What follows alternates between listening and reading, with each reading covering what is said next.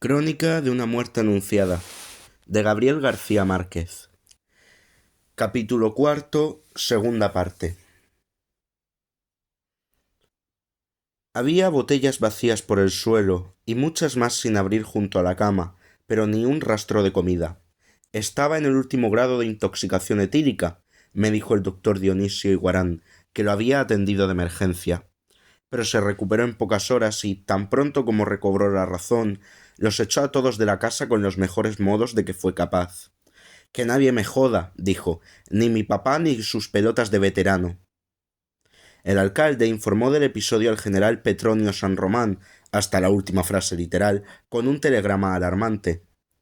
El general San Román debió tomar al pie de la letra la voluntad del hijo, porque no vino a buscarlo, sino que mandó a la esposa con las hijas, y a otras dos mujeres mayores que parecían ser sus hermanas. Vinieron en un buque de carga, cerradas de luto hasta el cuello por la desgracia de Bayardo San Román, y con los cabellos sueltos de dolor. Antes de pisar tierra firme, se quitaron los zapatos y atravesaron las calles hasta la colina, caminando descalzas en el polvo ardiente del mediodía, arrancándose mechones de raíz y llorando con gritos tan desgarradores que parecían de júbilo. Yo las vi pasar desde el balcón de Madalena Oliver, y recuerdo haber pensado que un desconsuelo como ese solo podía fingirse para ocultar otras vergüenzas mayores. El coronel Lázaro Aponte las acompañó a la casa de la colina, y luego subió el doctor Dionisio Iguarán en su mula de urgencias. Cuando se alivió el sol, dos hombres del municipio bajaron a Bayardo San Román en una hamaca colgada de un palo, tapado hasta la cabeza con una manta y con el séquito de plañideras. Magdalena Oliver creyó que estaba muerto. «Colons de Dieu», exclamó, «qué desperdicio». Estaba otra vez postrado por el alcohol, pero costaba creer que lo llevaran vivo, porque el brazo derecho le iba arrastrando por el suelo, y tan pronto como la madre se lo ponía dentro de la hamaca, se volvía a descolgar, de modo que dejó un rastro en la tierra desde la cornisa del precipicio hasta la plataforma del buque. Eso fue lo último que nos quedó de él, un recuerdo de víctima. Dejaron la quinta intacta. Mis hermanos y yo subíamos a explorarla en noches de parranda cuando volvíamos de vacaciones, y cada vez encontrábamos menos cosas de valor en los aposentos abandonados.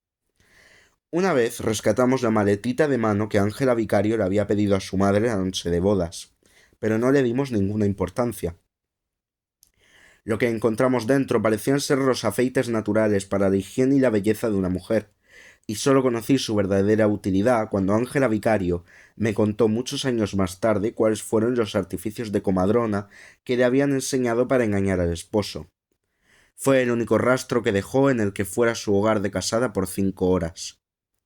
Años después, cuando volví a buscar los últimos testimonios para esta crónica, no quedaban tampoco ni los rescoldos de la dicha de Yolanda de Sius. Las cosas habían ido desapareciendo poco a poco a pesar de la vigilancia empecinada del coronel Lázaro Aponte, inclusive el escaparate de 6 lunas de cuerpo entero que los maestros cantores de Mompox habían tenido que armar dentro de la casa, pues no cabía por las puertas. Al principio, el viudo de Sius estaba encantado pensando que eran recursos póstumos de la esposa para llevarse lo que era suyo.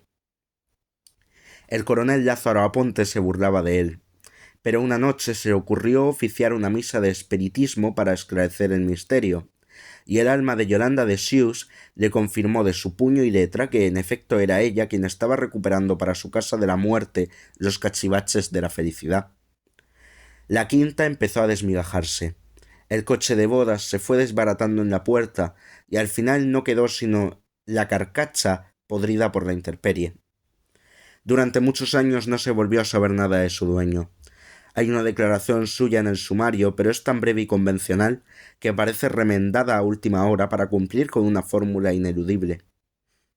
La única vez que traté de hablar con él, 23 años más tarde, me recibió con una cierta agresividad y se negó a aportar el dato más ínfimo que permitiera clarificar un poco su participación en el drama.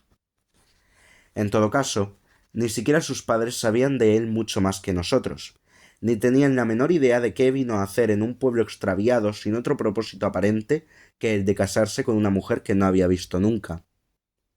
De Ángela Vicario, en cambio, tuve siempre noticias de ráfagas que me inspiraron una imagen idealizada.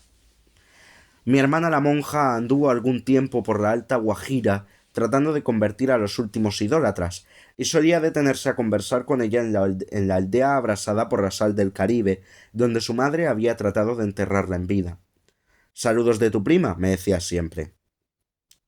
Mi hermana Margot, que también la visitaba en los primeros años, me contó que habían comprado una casa de material con un patio muy grande de vientos cruzados, cuyo único problema eran las noches de mareas altas, porque los retretes se desbordaban, y los pescados amanecían dando saltos en los dormitorios. Todos los que la vieron en esa época coincidían en que era absorta y diestra en la máquina de bordar, y que a través de su industria había logrado el olvido. Mucho después, en una época incierta en que trataba de entender algo de mí mismo vendiendo enciclopedias y libros de medicina por los pueblos de la Guajira, me llegué por casualidad hasta aquel moridero de indios. En la ventana de una casa frente al mar, bordando a máquina en la hora de más calor, había una mujer de medio luto, con antiparras de alambre y canas amarillas, y sobre su cabeza estaba colgada una jaula con un canario que no paraba de cantar. Al verla así, dentro del marco idílico de la ventana, no quise creer que aquella mujer fuera la que yo creía, porque me resistía a admitir que la vida terminara por parecerse tanto a la mala literatura. Pero era ella, Ángela Vicario, 23 años después del drama. Me trató igual que siempre, como un primo remoto, y contestó a mis preguntas con muy buen juicio y con sentido del humor. Era tan madura e ingeniosa que costaba trabajo creer que fuera la misma. Lo que más me sorprendió fue la forma en que había terminado por entender su propia vida. Al cabo de pocos minutos ya no me pareció tan envejecida como a primera vista, sino casi tan joven como en el recuerdo, y no tenía nada en común con la que habían obligado a casarse sin amor a los 20 años. Su madre, de una vejez mal entendida, me recibió como a un fantasma difícil. Se negó a hablar del pasado y tuve que conformarme para esta crónica con algunas frases sueltas de sus conversaciones con mi madre y otras pocas rescatadas de mis recuerdos. Había hecho más que lo posible para que Ángela Vicario se muriera en vida, pero a la misma hija le malogró los propósitos, porque nunca hizo ningún misterio de su desventura. Al contrario, a todo el que quiso oírla se la contaba con sus pormenores, salvo el que nunca sabía declarar quién fue y cómo y cuándo el verdadero causante de su perjuicio, porque nadie creyó que en realidad hubiera sido Santiago Nassar. Pertenecían a dos mundos divergentes. Nadie los vio nunca juntos y mucho menos solos. Santiago Nassar era demasiado altivo para fijarse en ella. Tu prima la boba, me decía cuando tenía que mencionarla. Además, como decíamos entonces, él era un gavilán pollero. Andaba solo, igual que su padre, cortándole el cogollo a cuanta doncella sin rumbo empezaba a despuntar por esos montes. Pero nunca se le conoció dentro del pueblo otra relación distinta de la convencional que mantenía con Flora Miguel, y de la tormentosa que lo enloqueció durante 14 meses con María Alejandrina Cervantes.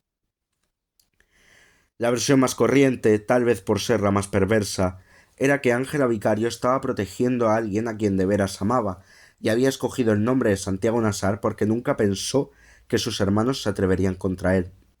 Yo mismo traté de arrancarle esta verdad cuando la visité por segunda vez con todos mis argumentos en orden, pero ella apenas sí levantó la vista del bordado para rebatirlos. Ya no le des más vueltas, primo, me dijo. Fue él. Todo lo demás lo contó sin reticencias, hasta el desastre de la noche de bodas.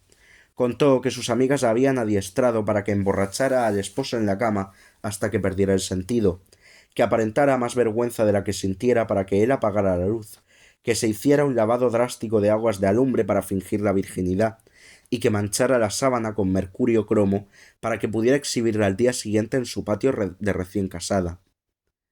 Solo dos cosas no tuvieron en cuenta sus coberteras: la excepcional resistencia de bebedor de Bayardo San Román y la decencia pura que Ángela Vicario llevaba escondida dentro de la estolidez impuesta por su madre. No hice nada de lo que me dijeron, me dijo, porque mientras más lo pensaba más me daba cuenta de que todo aquello era una porquería que no se le podía hacer a nadie. y menos al pobre hombre que había tenido la mala suerte de casarse conmigo. De modo que se dejó desnudar sin reservas en el dormitorio iluminado, a salvo ya de todos los miedos aprendidos que le habían malogrado la vida. Fue muy fácil, me dijo, porque estaba resuelta a morir. La verdad es que hablaba de su desventura sin ningún pudor para disimular la otra desventura, la verdadera, que le abrasaba las entrañas. Nadie hubiera sospechado siquiera, hasta que ella se decidió a contármelo, que Bayardo San Román estaba en su vida para siempre desde que la llevó de regreso a su casa. Fue un golpe de gracia. De pronto, cuando mamá empezó a pegarme, empecé a acordarme de él, me dijo. Los puñetazos le dolían menos porque sabía que eran por él. Siguió pensando en él con un cierto asombro de sí misma cuando sollozaba tumbada en el sofá del comedor. No lloraba por los golpes ni por nada de lo que había pasado, me dijo. Lloraba por él.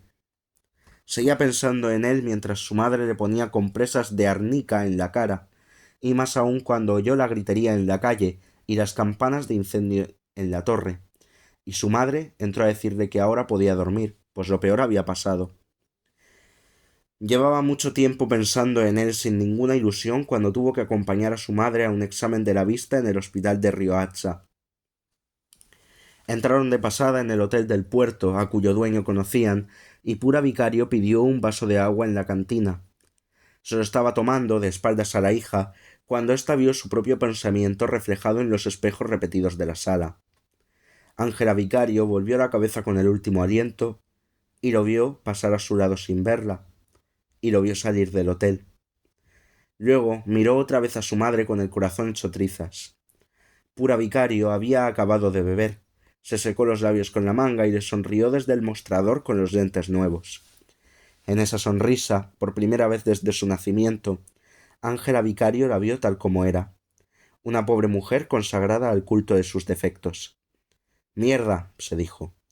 Estaba tan trastornada que hizo todo el viaje de regreso cantando en voz alta, y se tiró en la cama a llorar durante 3 días.